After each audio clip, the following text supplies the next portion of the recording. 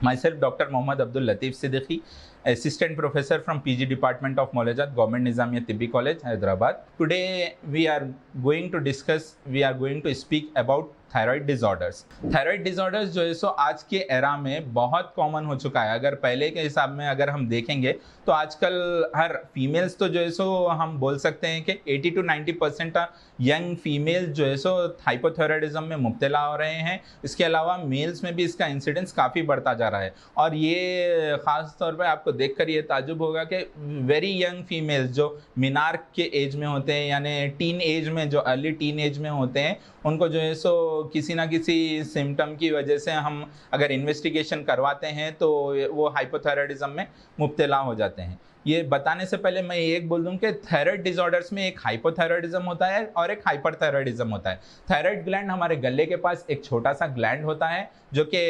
Thyroid hormone secrete करता है, T3 T4 जिसको कॉमन लैंग्वेज में बोला जाता है। T3 T4 हार्मोन यहाँ से सीक्रेट होते हैं और एक TSH हार्मोन होता है, थायराइड स्टिमुलेटिंग हार्मोन, जो कि पिट्यूटरी ग्लैंड से, एंटीरियर पिट्यूटरी से सीक्रेट होता है। और जो पिट्यूटरी हमारे ब्रेन के नीचे से एक सेल्ला टर्शिका में एक पिट्यूटरी ग्लैंड होता है। पिट्यूटरी ग्लैंड जो है सो थायराइड स्टिमुलेटिंग हार्मोन सीक्रेट करता है जो हमारे थायराइड ग्लैंड को कंट्रोल करता है। थायराइड ग्लैंड के हार्मोन्स T3 और T4 है, इसको थायराइड स्टिमुलेटिंग हार्मोन कंट्रोल करता है। अब इसमें क्या होता है कि थायराइड ग्लैंड का हार्मोन्स कम करना, अगर हार्मोन्स बनने में कमी हो जाए तो उसको हम हाइपोथायराइडिज्म बोलेंगे, और अगर मकदार जितनी रिक्वायर्ड क्वांटिटी है उससे ज़्यादा क्वांटिटी में अगर वो हार्मोन बन रहा है तो इसको हम हाइपरथायराइडिज्म बोलेंगे। ये दोनों में से जो है मोस्ट कॉमन आज जो देखा जा रहा है वो हाइपोथायराइडिज्म है, यानी थायराइड ग्लैंड से जो हार्मोन सीक्रेट हो रहा है वो हार्मोन के सीक्रेशन में कमी हो रही है। ये कॉमन टीन एज में देखा जा रहा है। तो कॉमन ज़्यादा डिस्कशन मैं हाइपोथायराइडिज्म पे ही करूँगा। अब ये टीन एज में जो देखा जा रहा है, एक तो ये हो रहा है कि लाइफ स्टाइल भी स्टूडेंट्स का हमारे पास का ऐसा हो गया है कि सुबह उठना, लेट उठते हैं, जल्दी से जो है सो फ्रेशअप होकर स्कूल को चले जाते हैं या कॉलेज जो भी जाना है उनको चले जाते हैं। पूरा दिन भर जो है सो एयर कंडीशन रूम में स्कूल में बैठे रहेंगे स्टूडेंट्स, और निकल के आने के बाद ट्यूशन या एक्स्ट्रा करिकुलर एक्टिविटीज़ भी उनके ऐसे हो गए, एक्स्ट्रा प्रोग्राम्स या तो कंप्यूटर्स है या दूसरे इंडोर एक्टिविटीज़ में आकर भी इन्वॉल्व हो जाते हैं। और इवनिंग जब तक जो है सो शाम हो जाती है और इवनिंग आवर्स में जो है सो थोड़ा बहुत टीवी देख लिया, एंटरटेन कर लिया अपने आप को और बेड पर चले जाते हैं। इसके अलावा भी जो फूड्स है उनके फूड्स में भी जो है सो मॉर्निंग में नाश्ता बराबर नहीं होता है, लंच में भी जो है सो थोड़ा बहुत जो टिफिन लेकर गए स्नैक्स के तौर में उसको चेंज करके स्नैक्स कर लेते हैं, रात में जो है सो हेवी मील लेते हैं, सो जाते हैं।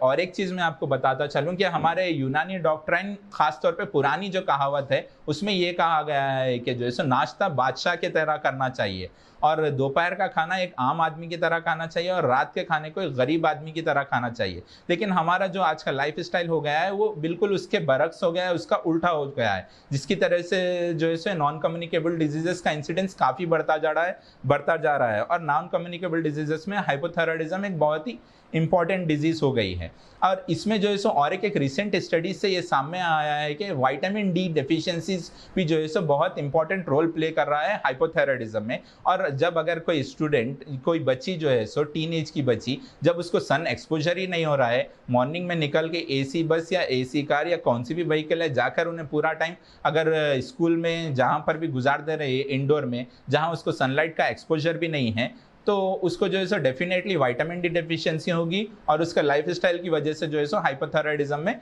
बहुत ज़्यादा मुब्तला होते जा रहे हैं। और एक मैं इसमें असबाब सित्ते ज़रूरिया, जो हमारे अतिबा हजरात यूनानी स्कॉलर जो है सो असबाब सित्ते ज़रूरिया जो कि बताए हैं, जो कि हवाए मुहित है, एटमॉस्फेरिक एयर, माकुलो मशरूब, फूड एंड ड्रिंक्स, हरकत व सुकून बदनी, फिजिकल एक्टिविटी एंड रेस्ट, हरकत व सुकून नफसानी, मेंटल एक्टिविटी एंड रिपोज, नौमो यगजा, स्लीप एंड वेकफुलनेस एंड इस्तेफरागो एतबास, यानी एवैक्यूएशन और एंड रिटेंशन। ये 6 एक्टिविटीज़ में जो है सो डिसइक्विलिब्रियम होता जा रहा है, जिसकी वजह से जो है सो हमारे यूनानी डॉक्ट्राइन में ये बहुत अच्छी तरीके से बता दिया गया है कि अगर ये 6 फैक्टर्स में इक्विलिब्रियम नहीं रहा तो आप डिजीजेस में इन्वॉल्व हो जाएंगे। और एक चीज़ ये भी बताई गई है कि अगर कोई डिजीज़ में ये चीज़ों को इक्विलिब्रियम में लाने से डिजीज़ का प्रिवेंशन होगा, और अगर कोई डिजीज़ में इन्वॉल्व हो गए हैं, खासतौर पे नॉन कम्युनिकेबल डिजीज़ में अगर कोई पर्सन मुब्तला हो जाता है, उससे सफ़र होता है, तो अगर उन्हें ये 6 फैक्टर्स को अगर कंट्रोल में ला लिया तो उन्हें आसानी से उसको ट्रीट वो कर सकता है, उसको ट्रीटमेंट में बहुत हेल्प मिलती है 6 फैक्टर्स को कंट्रोल में लाने से। अब हाइपोथायराइडिज्म के लिए जो है सो ट्रीटमेंट ये दिया जा रहा है कि एक तो डायरेक्ट हार्मोन रिप्लेसमेंट है, और हमारे पास ये यूनानी जनरल हॉस्पिटल, गवर्नमेंट निज़ाम या यूनानी जनरल हॉस्पिटल और यूनानी तिब्बी कॉलेज में भी जो है सो कई पेशेंट्स आते हैं हाइपोथायराइडिज्म से, और उनका मेन एम यही होता है कि थायराइड की गोली का पावर जो 12.5 25 mcg वगैरह जो लिवोथायरोक्सिन हार्मोन जो सप्लीमेंट यूज कर रहे हैं उसका डोज वो कम करना चाहते हैं, क्योंकि वो कैसा होता है हार्मोनल सप्लीमेंट मिलता है, फिर बॉडी जो है सो और सेडेंट्री लाइफस्टाइल वैसे ही कंटिन्यू होता है, फिर वो डोजेज को हमको और बढ़ाते रहना पड़ता है। तो वैसे कई पेशेंट्स हमारे पास अप्रोच होते हैं, और उनके जो है सो ट्रीटमेंट के लिए हमारे पास काफ़ी अच्छे मेडिसिन है। अगर हम सिंगल ड्रग्स में बात करेंगे तो कंचनारा गूगल बोलकर एक दवा है जिसका काफ़ी अच्छे से रिजल्ट है, और उसके अलावा जो है सो हमारे पास कंपाउंड मेडिसिन भी है, जैसे कि इत्रिफुल गुददी है और अक्सीर जिगर, दबिदुल्वर्द वगैरह, ये काफ़ी दवाएं हैं जिसकी मदद से जो है सो हम सक्सेसफुली उनको हेल्प कर सक रहे हैं। और एक उस्ते खुद्दूस भी जो है सिंगल ड्रग में है, जिसकी मदद से हम ये क्लिनिकल ट्रायल्स हमारे पास के पीजी स्कॉलर्स भी जो है सो ये एज ए रिसर्च टॉपिक ले रहे हैं, और करने से जो है सो काफ़ी अच्छा रिजल्ट मिल रहा है। हम उनको इस टाइप में हेल्प कर सक रहे हैं कि पहले उनको जो MCG जो डोज डेली डोज लेते हैं वो डोज पे हमारा मेडिकेशन स्टार्ट करते हैं, फिर जो है सो मंथ और 2 मंथ के बाद उनका इन्वेस्टिगेशन रिपीट होता है। देखने में हमको ये देखने में मिलता है कि जो थायराइड हार्मोन्स जो बढ़ रहे थे उनके वो रेंज में आना शुरू हो रहे हैं। वैसी तरह जो है सो हम करते हुए जो हार्मोनल सप्लीमेंट है उसको टेपर करते हुए लेकर आते हैं, और उनको जो मैं आपको असबाब सित्तत ज़रूरिया 6 एसेंशियल फैक्टर्स बताया उसको भी जो है सो हम उनको रेगुलर मतलब उसके बारे में भी हम उनको एडवाइसेस देते हैं, जिसकी मदद से जो है सो वो काफ़ी अच्छा वो डोज को कम करने में काफ़ी उनको हेल्प मिल रही है, और एक दूसरे से रिफर होकर काफ़ी पेशेंट्स हमारे पास आ रहे हैं। Thank you very much.